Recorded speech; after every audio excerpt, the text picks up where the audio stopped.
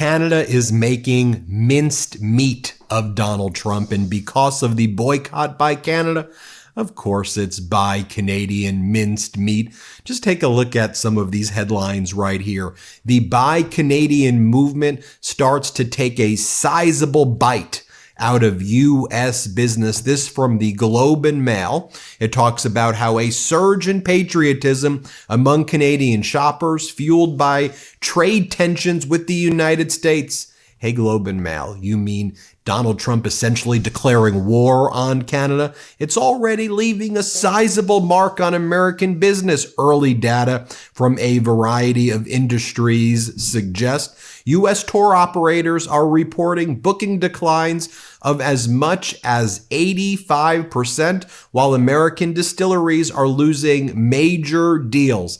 Canada is boycotting traveling to the U.S. Canada is boycotting American products. And also, the Canadian government is also now looking elsewhere when it comes to their military weapons. I previously reported how Canada cut a deal with Australia for incredible satellite technology that's going to be placed in kind of the northern Arctic region in Canada. This was military equipment that Australia was first going to send to the U.S., but now its first big customer is now Canada. Also, Canada looking elsewhere when it comes to F-35 jets. Canada would get these jets, of course, from the United States.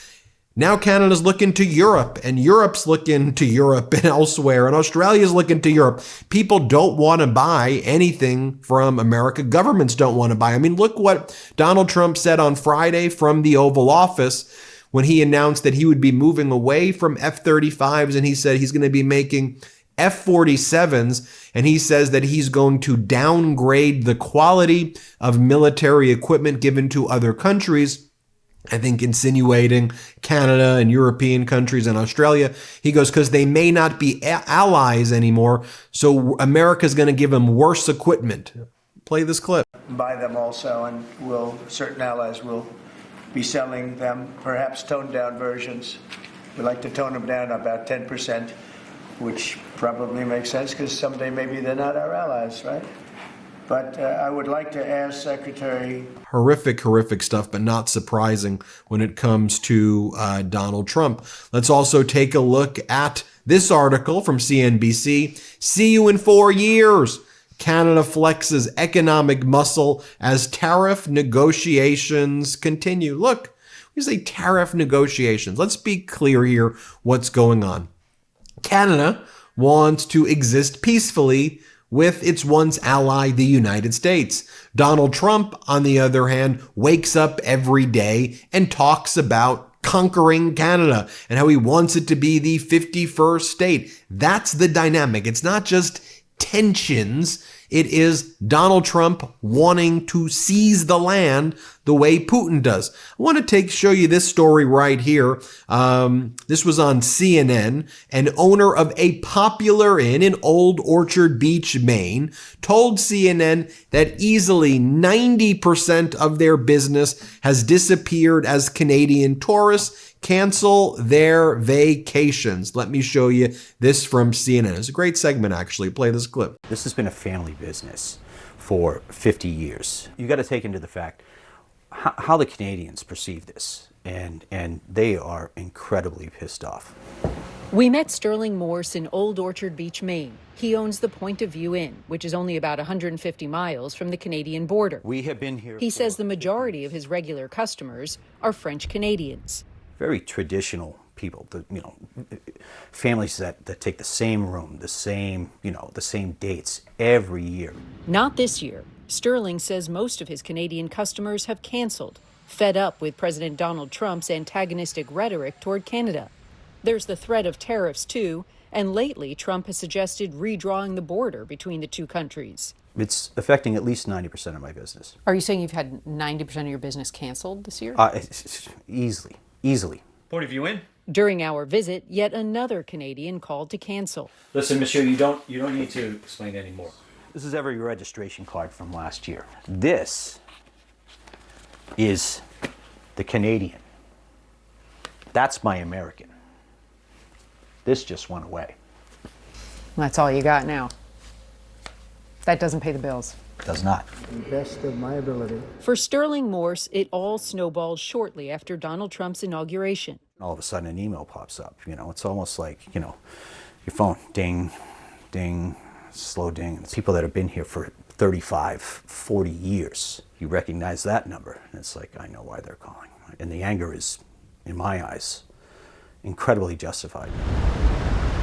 Here in Old Orchard Beach, roughly 40% of the tourists come from Canada, according to the Chamber of Commerce. The Chamber's executive director told us that those tourists make up about 30 to 40% of the revenue for many of the businesses here. I think we're still kind of seeing how many different industries this impacts. It doesn't just impact tourism, of course. Over at the Alouette Beach Resort, owner Fred Kennedy hasn't seen a cancellation yet, but he's heard an earful from his Canadian customers. What are they telling you? Well, their feelings are basically hurt. They don't like to be referred to as the 51st state, and they feel that they just want to express themselves and in sort of a nationalistic way. Wow. Now, you see that segment right there. Remember, was it 2 months ago or so? Maybe it was late January, early February, where I had said, remember, like the American Tourism Bureau was saying, oh, they expect it to be the boycott to be 10% of Canadians. And they said that would cause about $2 billion in damages and cause about 100,000 people potentially to lose their jobs. Remember what we were saying here in the MeidasTouch Network? I said, I'm not sure you're talking to Canadians, because we are at the MeidasTouch Network. We're talking to the Maple Mighty, the Maple Midas here at the MeidasTouch Network. And I said the number's going to be closer to 85, 100%. The Canadians aren't coming to the United States. They're not buying products from a country run by a regime that wants to conquer it. Are you kidding me? So those numbers don't surprise me at all. And by the way, we stand in solidarity with our Canadian supporters here, and all Canadians, frankly, at the MeidasTouch Network. We know that you got to defend yourself. This headline from the New York Times also is another reason why Canadians and others are not coming to the United States.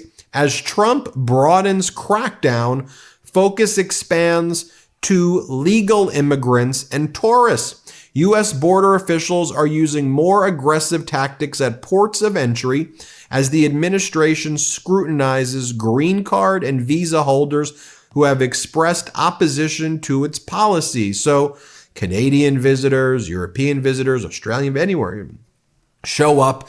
Now they get interrogated, and they can end up in ICE detention centers, or even worse, El Salvador concentration camps.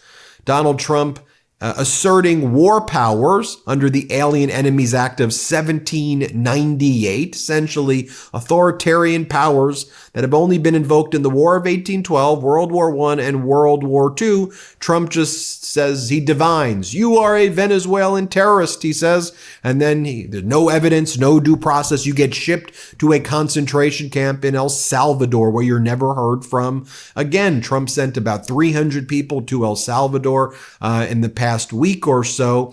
And then at a federal court hearing where the DOJ lawyer's been interrogated or asked questions by the judge, cross-examined rather, about what's going on here, we're learning that women were sent to El Salvador, and those concentration camps in El Salvador only hold men. We're learning people like a soccer coach who was a professional soccer player in Venezuela, not a gang member, according to this person's lawyer, who had a Real Madrid, a football club tattoo, was sent to the concentration camps. Someone who was here lawfully as a lawful asylum seeker, trying to get away from the Maduro regime, a political exile. This is how all the Venezuelans who supported Donald Trump, this is what your expectations are. By the way, Finland and Denmark issued travel warnings. Germany issued travel warnings. The UK are issuing travel warnings. Horrific stuff. I'll share this clip with you right here from Republican Senator Lisa Murkowski. He or she is in Alaska, and here she's an Alaska senator. She's going, I'm befuddled. I'm confused. How have we got to a place where we support Russia now and we attack Canada? How is that happening? Alaska Senator Lisa Murkowski. Quite honestly, I've been stunned by a turn of events that that would appear that we might abandon Ukraine and collapse longstanding alliances from NATO to NORAD. And then we've got two close neighbors here in Alaska. We got Russia over here, we've got Canada over here. How we came to a place where we're fighting now with Canada and we're making nice with Russia, it's beyond me. And as long as we've got to send up fighter jets to chase off Russian bear bombers from our addies, I'm not going to trust Putin here, and I'm not going to be quiet about it. I'm going to stand up and say so.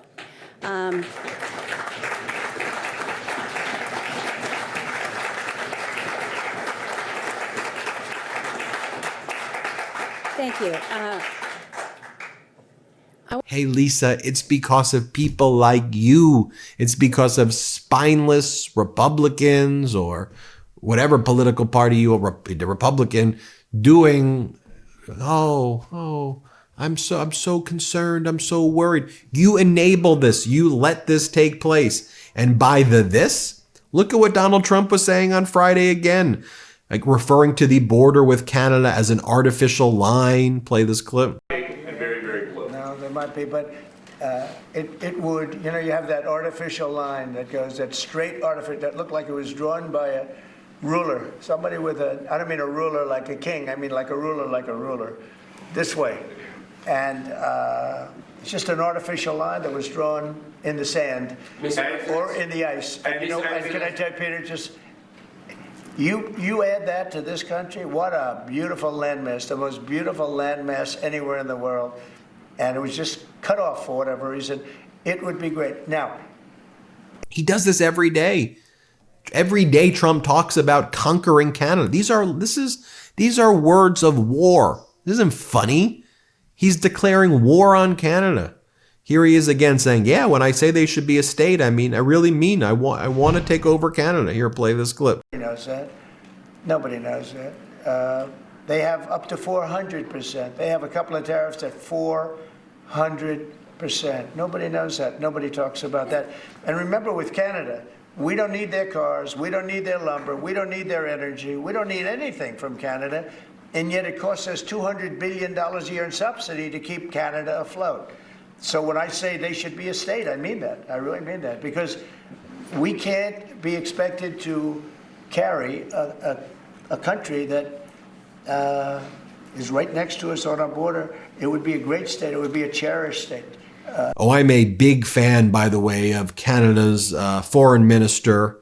Think she's incredible. Here she is on CNN. Let's play it. Well, listen, we've already put $60 billion worth of counter tariffs on American goods. These tariffs, Pam, are a tax on hardworking Americans.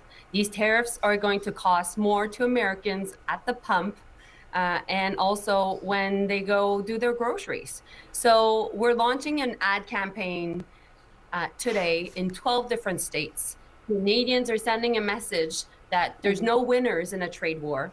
There will be job losses on both sides of the border, and particularly in the US. And Canada is the biggest customer of the US. We buy more American goods from the US than China, Japan, France, and the UK. So imagine what the Trump administration right now is doing to its biggest customer that is supporting so many American jobs. So that's why we want to make sure that Americans know. Isn't it such a great contrast between her and Donald Trump? Here she is again. Let's play it. What we said is that we would be ready to put $150 billion worth of tariffs against the tariffs imposed by the White House because of a pause on one of the executive order coming out of the White House. We decided to pause the rest of the tariffs, the $90 billion worth of tariffs that are still under consultation here, just to show goodwill. I've had some conversations with Marco Rubio, the Secretary of State. I've been in contact also with key Republican senators, including Lindsey Graham. My colleagues within cabinet have been in contact also with Howard Lutnick and Mr. Bessent. And so our job is to make sure that Well, we put pressure. At the same time, we're really willing to discuss. But at the end of the day, we very know, Pam, that people watching us right now in the States are the only ones that can really influence what's going on in the White House, because ultimately they're the first victims of these taxes that are imposed by their federal government against them. And by the way, the polls in Canada for the upcoming snap election that's expected have totally flipped. The Conservative Party, which was leading in the polls before, led by Pierre Poilievre, who made a lot of comments very sympathetic to MAGA and Trump before, they're crashing. And now the Liberal Party, led by the current Prime Minister Mark Carney, who I think is incredible, now has a 64% chance of having a majority, not even a plurality, a majority in being able to form a government. An incredible turn of events. Our friend here at the MeidasTouch Network, Charlie Angus, was asked about how Pierre Poilievre, the leader of the Canadian Conservative Party, is now trying to pretend like Trump hates the Conservative Party and hates Poilievre, because Poilievre feels like he could only win if he goes Trump hates him, because Canada hates Trump so much that the way you have to appeal now is to say that Trump hates you. But people know how phony Pierre Poilievre is. Poilievre was doing the whole Elon Musk Doge circuit, the right-wing podcast, talking about woke and all of this stuff. Here's what Angus has to say about it. He goes, oh, Poilievre, oh, Pierre, watch this. What do you think of Donald Trump's comments about Pierre Poilievre? Poilievre certainly sees his comments as an endorsement of Carney. Oh, poor Pierre. Pierre Poilievre has been endorsed by every MAGA right-wing voice that supports Donald Trump. But what Donald Trump is realizing is getting an endorsement from Donald Trump is political death in Canada. So now he's trying to say he doesn't support Pierre Poilievre. Nobody's buying that.